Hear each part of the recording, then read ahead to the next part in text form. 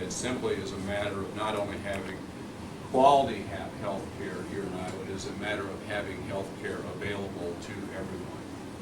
And we all know our communities trying to grow and attract young people. If you don't have basic health care and good health care, you're not going to attract any businesses. Your town is going to die out. So we finally are addressing this real concern that we have.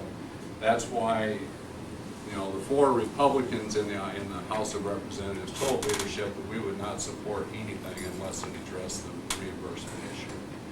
And because this bill does address that and has the support across the board, even Leonard Boswell, the one Democrat from Iowa, supported the bill also, because it really does a lot of good for our healthcare industry, for our providers here in Iowa. Questions or comments? Anyone? Has this bill passed the Senate? No, it has not passed the Senate, and that's obviously the problem. This is the first time a prescription drug benefit has ever passed a body, comprehensive bill has passed any body. You expect it to pass the Senate? Well, they have a bill over there that starts, one thing that I did not mention, that this, when the president signs it, and he will sign this while we're talking about. Without the Senate's approval? Well, in 60 days, you will see about a 30% reduction in the cost of your prescription drugs. In the year 2004, you will see the options, the choices come in, and you'll have the program available to you. The Senate bill, which they're proposing over there, doesn't start until 2004 or 5, and it ends in 2010.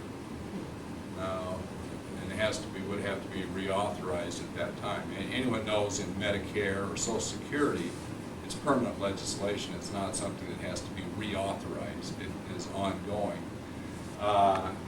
And it costs a lot more money over there. The reason they put an end on it was so that they wouldn't have to show how much it would actually cost over time. I would like to see them pass something over there, because the way this is going to become law is they'll pass a bill, we'll get it into conference. And I think when it gets into conference, what you'll see is very much like what I've talked about today, because it is within the budget parameters. It's responsible not only to give assistance to seniors, but, you know, we got to remember, folks, somebody's paying the bill on this.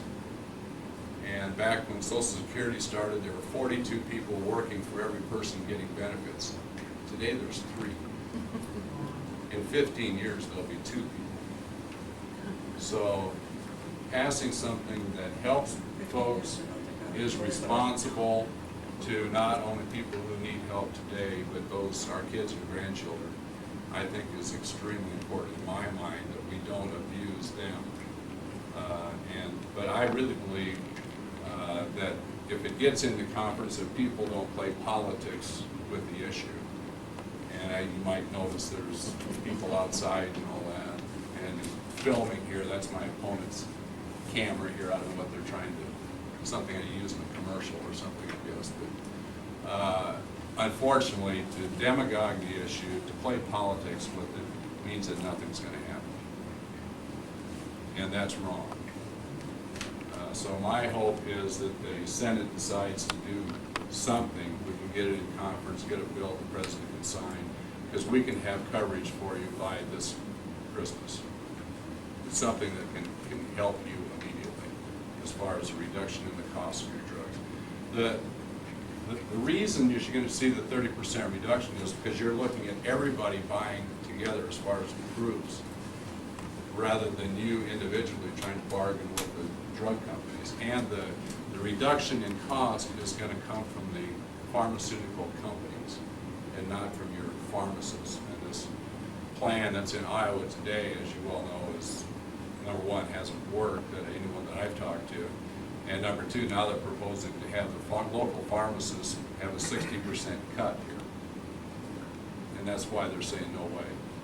And this does not do that. The pharmacists have some concerns, and I respect that, but the reductions are coming from the pharmaceutical companies. There's about $1 billion in this bill that's directed at your local pharmacists to give them consultation so you're not mixing the wrong drugs together, so that you can be assured that you're doing the right thing with your prescriptions.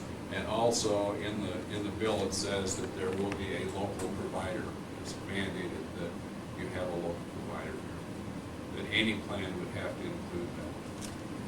So, and all they have some additional concerns, and we have statements from both of the chairman of the Ways and Means and the Energy and Commerce Committee who have jurisdiction that those concerns will be addressed when we get to the conference.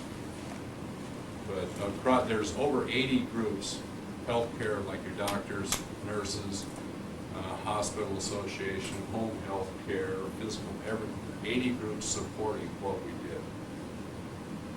But my concern, yes, is that something will pile up on the steps of the Senate like so many other things have. I've had letters saying that Dashiell wants to raise our Medicare policy to $107 a month. Do you think about that? I have not heard that. I've had several letters on it. Really? Yeah, I'm wondering whether I approved of it or not. No, I don't approve. No. You know, the only folks today who pay full price for prescription drugs are those that don't have any insurance and those in Medicare. Unless you bought a supplemental. I have supplemental. Well, I mean, which, I don't know what you pay for that, but too much, okay. But that's, you know, in fact, in Iowa, it is, unless you go out and look for a policy, there is nothing under Medicare that provides any drug coverage for you here. I don't take drugs. Good for you. You're 89 years old and No, take no can't Medicare. believe That it. is unbelievable. We had a big meeting at, That's for sure. it was at Fort Dodge the other day, and I asked, no, it was in Hampton, that I asked, you know, how many of you are taking some type of prescription drugs, and virtually every hand in the place went up. But it's the way we practice medicine, and it's, you know, on an outpatient basis, and controlling chronic problems that folks have. Yes? My question would be, would it cover any and all prescriptions? And would they, you know, would there be any limitations as far as you would have to use generic?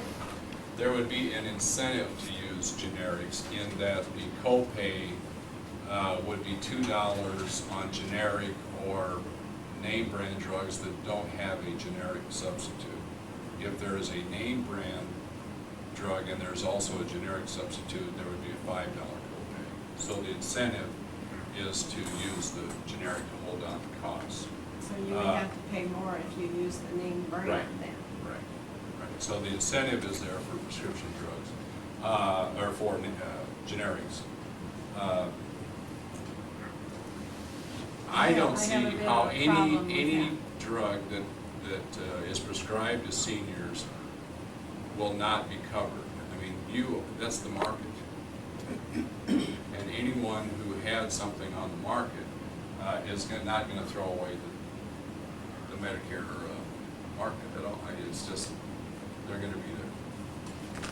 Well, I was asking that because of the program that's in Iowa that Parkinson started, and, you know, that, my husband has Parkinson's. He uses a lot of medications. And that does us no good because it's the wrong drug companies that are involved. Participating. Yeah.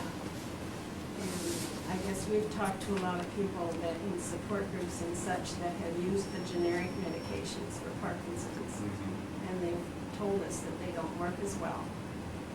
And so, you know, why would we want to use generic? Right. Yeah, you would have the option. Telephone, Sandy, Yeah, telephone. you would have the option. If there is a generic substitute, there would be an incentive for that, but the other would still be available. But at $5 of the prescription would be your copay.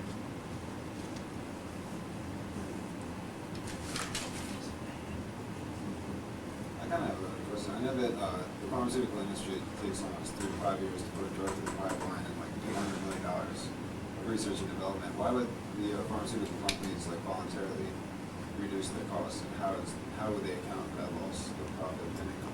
Well, they wouldn't have to advertise, for one thing, where they spent a lot of money. And the reason they're gonna be in it is because that's the market. Why would you develop something and then know what the market was and say, no, I'm not gonna serve that market? Now, this would be under Medicare, it would not. Medicare.